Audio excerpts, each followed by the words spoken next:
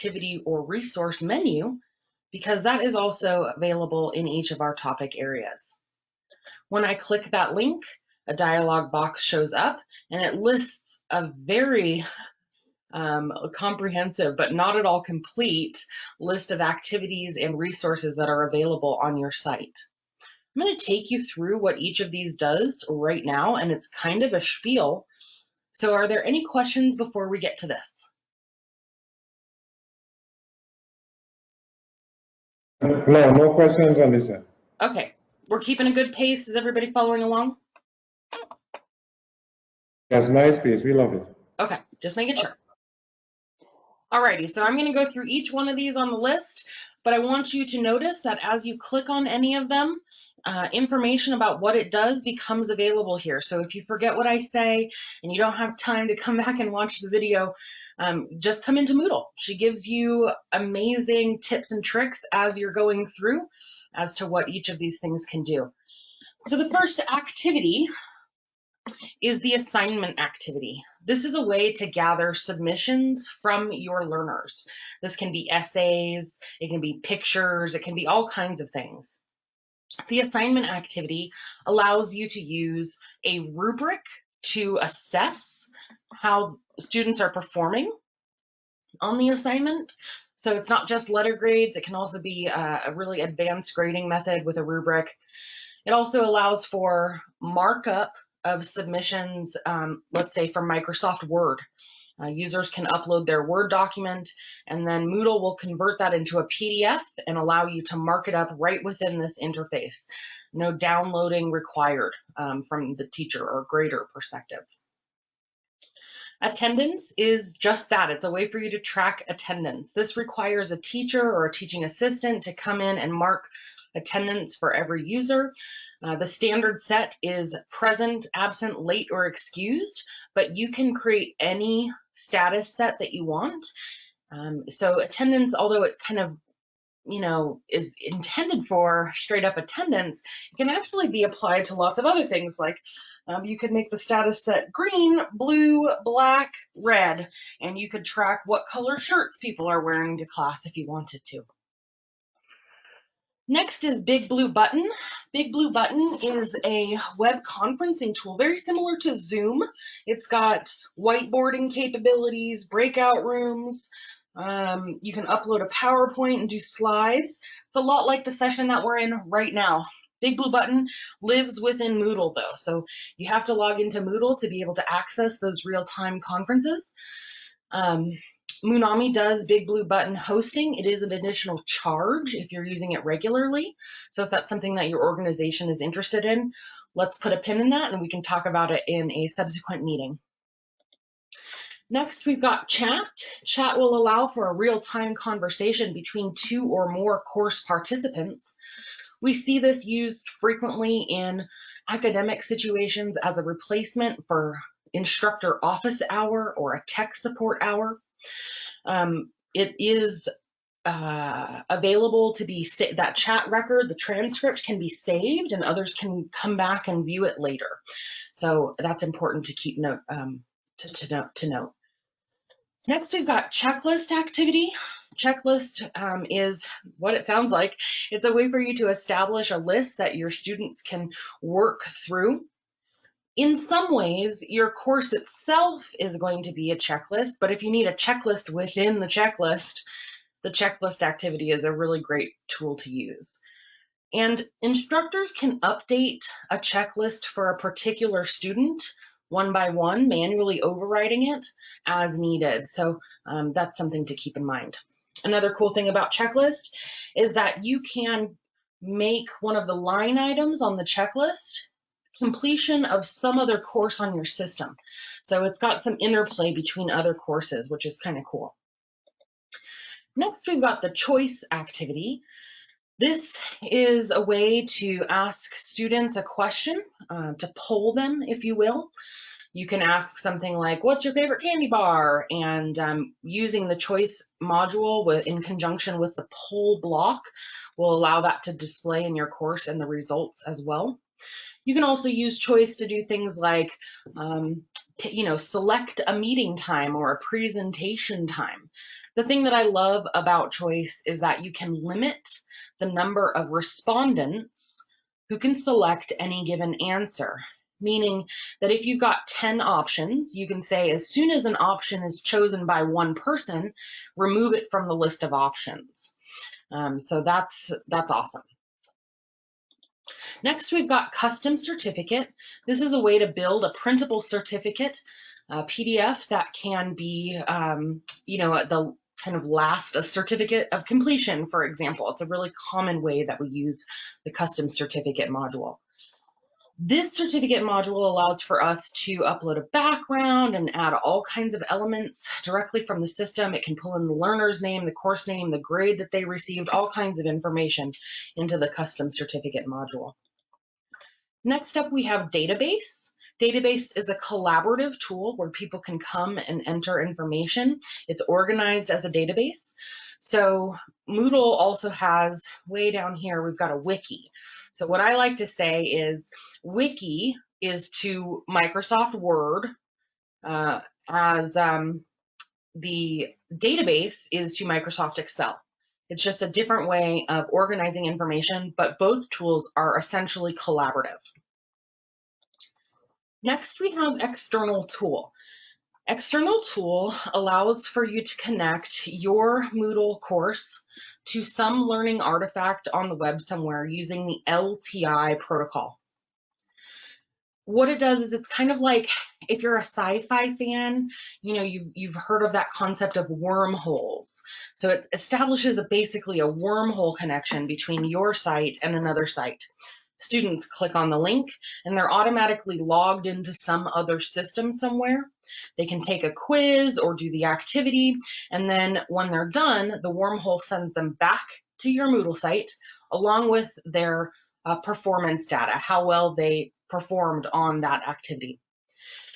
LTI, or external tool, works really frequently. We see this working with 2 different LMSs from sister organizations. But there are textbook publishers and other learning companies out there on the web that use LTI to connect Moodle to all sorts of things. Next, we've got face-to-face. This is a way to schedule in-person meetings. It could be seminars or big meetings that we're going to have a lot of participants gathered around. You can even have a wait list. So if the room that you're using fills up, you can mark a capacity and have people on the wait list after that. Feedback is a way to survey your students, and it's the way to survey your students where you're writing the questions yourselves. So down here on the list, you'll notice that we also have the survey tool. This survey tool has a set list of questions that cannot be modified.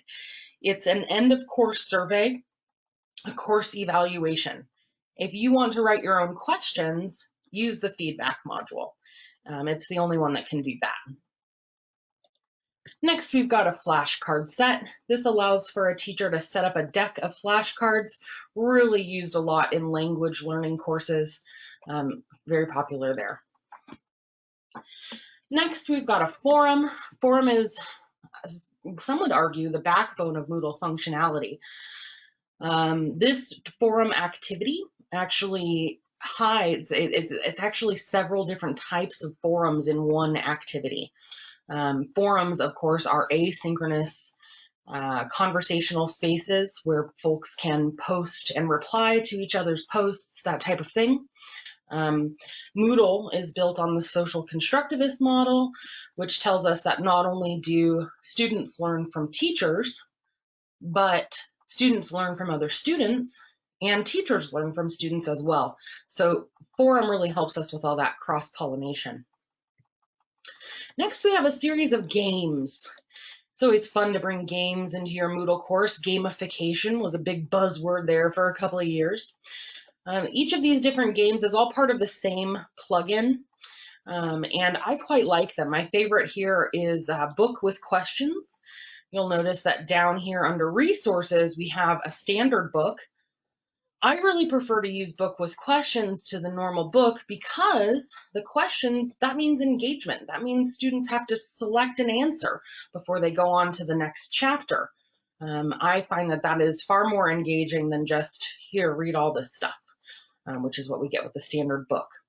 Many of these games require you to build out some other activity before you can actually use the game. So for example, crossword. It takes the words from either a glossary or quiz short answer questions. So you actually have to have a glossary built out or a question bank of short answer questions before we can make crossword work. But once you've got that going, the games are a really fun way to drive engagement and practice skills. I'm going to skip on down to glossary. Glossary is a way for you to establish a dictionary or an encyclopedia type tool, defining words, terms, acronyms, all kinds of jargon. We love Glossary because Glossary auto links throughout your course, meaning anywhere an entry in a word, so like let's say you've got a word, maybe the word is university. Anywhere in your course that the word university appears, that word is a hyperlink that students can click to get back to that glossary definition, so that words don't trip people up, jargon doesn't trip people up. We see these used really frequently with our government organizations that have a lot of acronyms. Next, we've got H5P interactive content, and I'm actually going to save this one till the end of the list of activities because it's so robust. We're going to kind of go on a journey with that one, so we'll come back to it. Journal is a way to collect writing submissions from your users. They come into Moodle, type their writing submission right into Moodle, and there it is. They can also be changed over time, so that's cool. It's definitely visible by instructors though. Sometimes we think of journals as private entries that we ourselves can see only, but this journal is visible to both the student and the teacher. Next, we have lesson activity, which will allow you to create a branching presentation, so to speak. Depending on how a student answers a given question, they can be taken off on some completely different pathway of learning. The lesson module can have several different endpoints, so depending on the options that you make, you might have a completely different ending. The way I think of this is one of those choose your own adventure books. I don't know if you remember those from the 80s and 90s, and they've been around forever. But you read a page and then it's like, if you go get ice cream, flip to page 123. If you stay and do your homework, flip to page 12. And lesson activity allows for that type of self-directed journey. Next we have open forum, and I have to be honest, I thought this was removed from our code base, so I don't want to linger here because I think this one might be going away. So yeah. Next, we've got Questionnaire. Questionnaire is very similar to the feedback module in the sense that you can use Questionnaire to create your own questions and survey students. It's got a little bit of a different look and feel than feedback, so it's really up to you which you prefer. Both can allow for anonymous responses, so something to keep in mind there. Next, we have the quiz module. Quiz is an exam tool.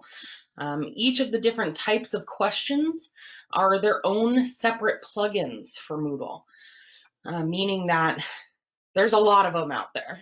Everything from multiple choice to drag and drop, short answer, essay questions, all kinds of stuff can be handled with this quiz module.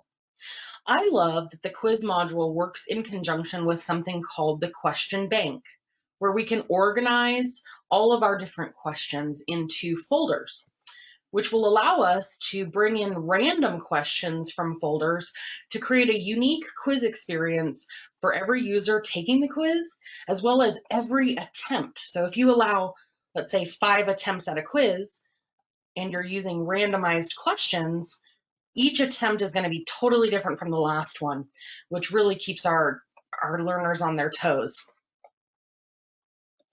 Next, we have the Reengagement Plugin. This one here doesn't really have a lot that students need to do.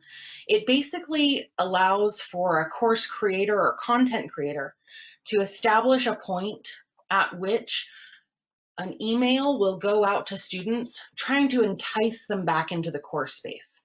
So for example, let's say it's 2 weeks after some quiz was due or submitted. We can tell Moodle, okay, it's been 2 weeks since they did their quiz. Email them and say, hey, your next quiz is due, or whatever. So that's what the Reengagement plugin allows for us to do. Next, we've got the Scorm package.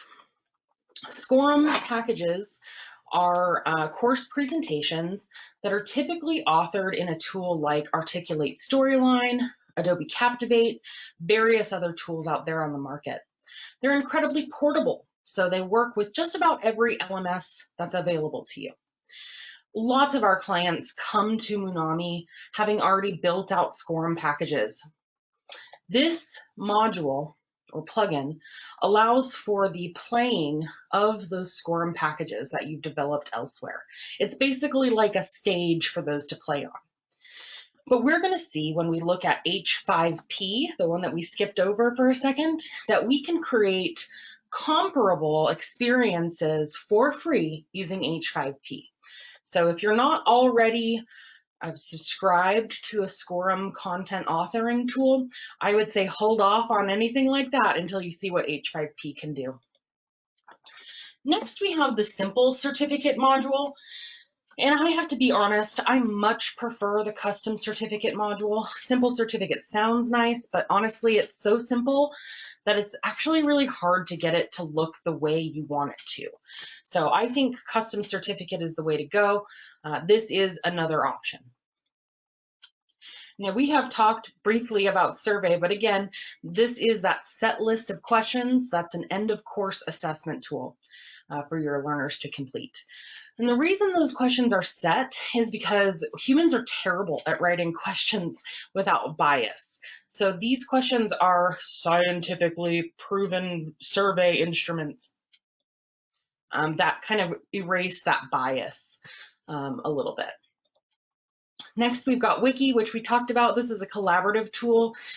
When you set up a wiki, you're basically creating a space where we can all build out content and bring in information together. Next, we have the workshop tool. Workshop, I was an English major, so this would have been great for me in college. Basically, what happens is workshop is a way for you to collect student writing submissions and then require peers to read those submissions and give constructive feedback on that work. So it's a peer-to-peer workshop. And as a teacher, you can say, not only are you graded on turning your paper in on time, but you're also graded on the quality of feedback that you're giving to your peers. And then after that round is over, you're going to resubmit your second draft, and you could have another peer assessment after that. So it's got these multiple segments that lead up to a final grade for this activity. So that's pretty cool. Then we've got Zoom meeting. Zoom meeting, everybody's using Zoom lately, so I probably don't have to explain what Zoom is. This plugin only works if you have access to your Zoom API key, which I believe Zoom restricts to certain tiers of subscription. So if you're using Zoom already, this could work if you have access to the API key. If not, there are other ways to integrate with Zoom that we can explore if that's a need. Now, before we get into resources, I'm going to come back to H5P because this one is so much fun. Ian,